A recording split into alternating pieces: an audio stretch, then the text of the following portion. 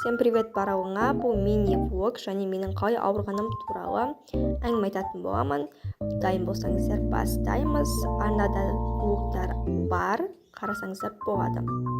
Мен осы сәуір айының ортасында ветеринармен ауырған болатынмын. Мен ветеринармен өмірімде вообще ауырмағанмын. Сондықтан мен вообще шошып кеттім. Кішкентай кезімде өмірімде ауырмаған, 13 жасымда енді ауырып тұрмын.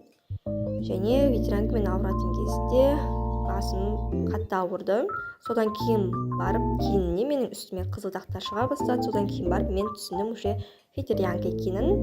Бірақ уже 2 аптадан кейін денемде бәрі қалыпты болады. Айтпақшы, бұл видеолар өткен күндердің видеолар болатын.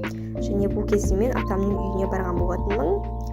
Сосын біз үйде жалғыз қалдық, магазинге бардық. Осылай керек заттарымызды алып, үйге барып, кино көріп, жеп отырған болатынбыз. Жалпы араларында ветеринармен немесе көрмен ауырғандар бар ма?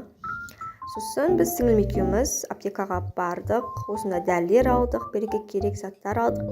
Шешем ауырып қалғаннан соң аптекаға жұмсады. Сосын бәріміз құлынның аттың қасына бардық.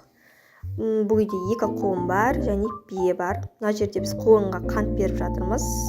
Қантты не үшін беретінін білмеймін, әйтеуір. Атамның үйінде құлын, бие, жылқылар асырайтын негізінде. Кейбіреуін видеоға түсірмедім.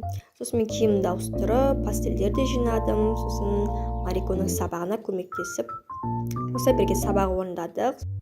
Сосын ертеңіне 4 күні төсек жинадық азандап. Мен негізі 2 күннің влогын бірге қосып жүрген болатынмын. Айтпақшы, 65 подписчик қазір менде, жазға дейін 100 подписчик болса жақсы болар еді. Всем пока.